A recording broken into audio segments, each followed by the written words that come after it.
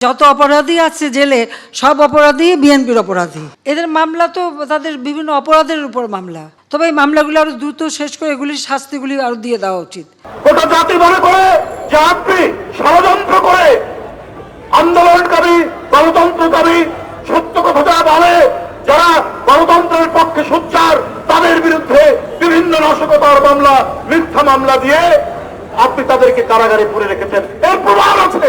আপনি যে মামলা দেন, আপনি যে জেলখানায় আটক করে রাখেন, আপনার মনে নয় প্রধানমন্ত্রী আপনি লন্ডনে যখন জনগণের বাংলাদেশিদের বিক্ষোভের মুখে আপনি কি বলেছিলেন সাংবাদিকদেরকে, যে তারেককে চুপ থাকতে বলো, বাড়াবাড়ি করতে নিষেধ করো, তাহলে যদি তা না করে তার মা জেলখানা থেকে বের হবে না।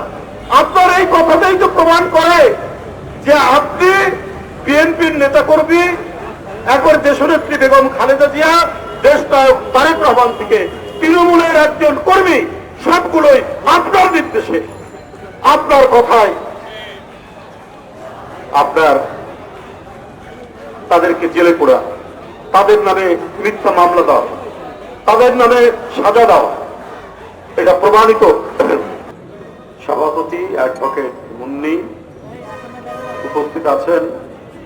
আমাদের এই দুঃসময়, এই দুর্দিনের যারা সব সময় রাজপথের সারথী, মীর শরাফত আলী সপু, স্বেচ্ছাসেবক বিষয়ক সম্পাদক বিএনপির কেন্দ্রীয় নির্বাহী কমিটি, সহ প্রচার সম্পাদক কৃষিবিদ শামীমুর রহমান শামীম সহ ইতিমধ্যে অনেক কেন্দ্রীয় নেতৃবৃন্দ বক্তব্য রেখেছেন।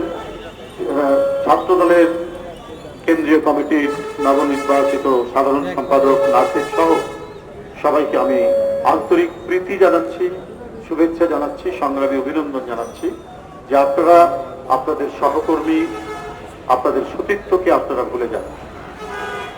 বিএনপির জন্য দিনের আলো, বিএনপির জন্য দিনের আলো যেন নিষিদ্ধ। বিএনপির নেতাকর্মীদেরকে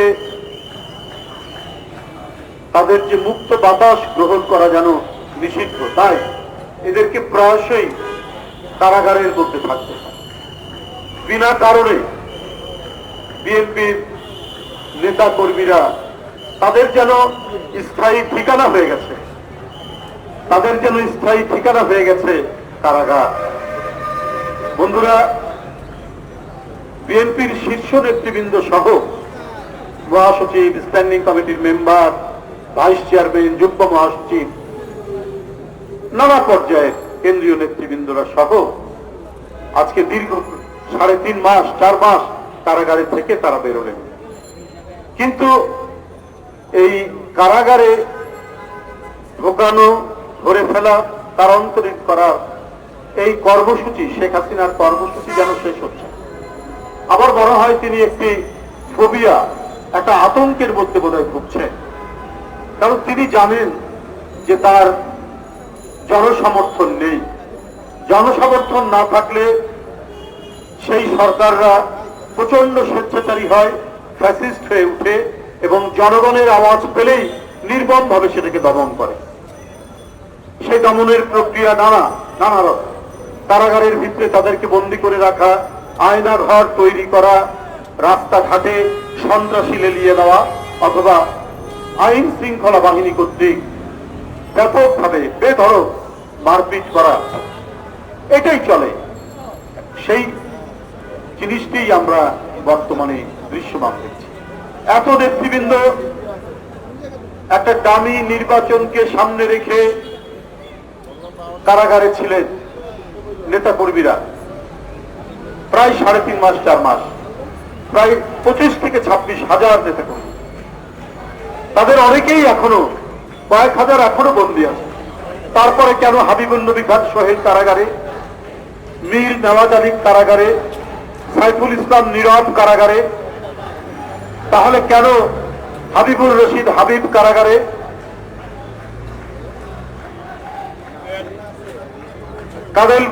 আব্দুল কাদের ভুঁইয়া জুয়েল, ছাত্র দলের সাবেক সভাপতি সহ স্বেচ্ছাসেবক সম্পাদক, সে কেন কারাগারে, খায়রুল কবির খোকন, সাবেক ডাকসু জিএস সংগ্রামী নেতা যুক্তগণ, সে কেন কারাগারে?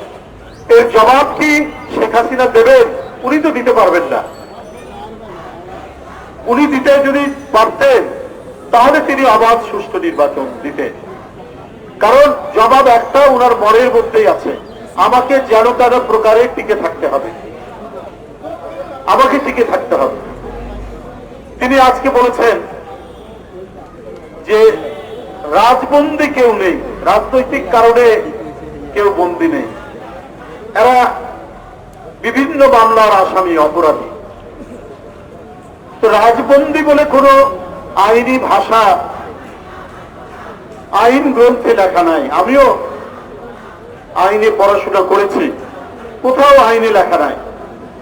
প্রধানমন্ত্রী রাজবন্দী নামে কোন শব্দ কি আইন গ্রন্থে লেখা আছে? রাজনৈতিক কারণে কেউ বন্দী? ওখানে বিভিন্ন মামলা দিয়ে ঢোকানো হয়, এই রীতি ব্রিটিশ আমল থেকে। আপনার বাবা অনেকবার জেলে গেছেন পাকিস্তান আমলে, সেখানেও কিন্তু রাজনৈতিক কারণে জেলে গেছেন এ কথা লেখা নাই। আব্দুল কাদের গাফফার চৌধুরী কলামিস্ট, লেখক, সাহিত্যিক এবং আপনাদের ঘরানার আওয়ামী সমর্থক একজন বুদ্ধিজীবী, তার একটাই লেখা পড়েছি যে মরহুম শেখ মুজিবুর রহমান সাহেবের নামে 17টা দুর্নীতির মামলা দিয়েছিল আইয়ুব খান।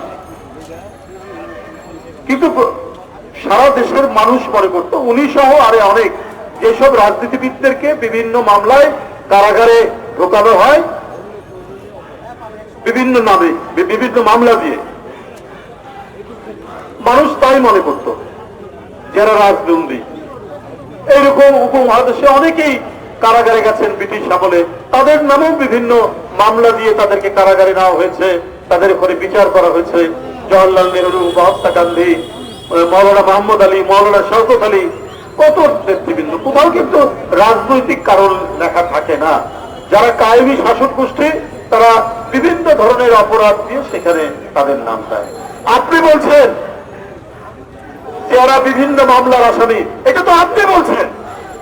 গোটা জাতি মনে করে যে আপনি ষড়যন্ত্র করে আন্দোলনকারী, গণতন্ত্রকারী, সত্য কথা যা বলে, যারা গণতন্ত্রের পক্ষে সোচ্চার, তাদের বিরুদ্ধে বিভিন্ন নাশকতার মামলা, মিথ্যা মামলা দিয়ে আপনি তাদেরকে কারাগারে পুরে রেখেছেন। এর প্রমাণ আছে, এর প্রমাণ আছে, আপনি নিজেই দিয়েছেন তার প্রমাণ। আপনি যে মামলা দেন, আপনি যে জেলখানায় আটক করে রাখেন, আপনার মনে নয় প্রধানমন্ত্রী আপনি লন্ডনে যখন জনগণের বাংলাদেশিদের বিক্ষোভের মুখে আপনি কি বলেছিলেন সাংবাদিকদেরকে যে তারেককে চুপ থাকতে বলো, বাড়াবাড়ি করতে নিষেধ করো, তাহলে যদি তা না করো তার মা জেলখানা থেকে বের হবে না। আপনার এই কথাটাই তো প্রমাণ করে যে আপনি বিএনপির নেতাকর্মী, একবার দেশনেত্রী বেগম খালেদা জিয়া, দেশনায়ক তারেক রহমান থেকে তৃণমূলের একজন কর্মী, সবগুলোই আপনার নির্দেশে, আপনার কথায় আপনার তাদেরকে জেলে পোড়া, তাদের নামে মিথ্যা মামলা দাও, তাদের নামে সাজা দাও, এটা প্রমাণিত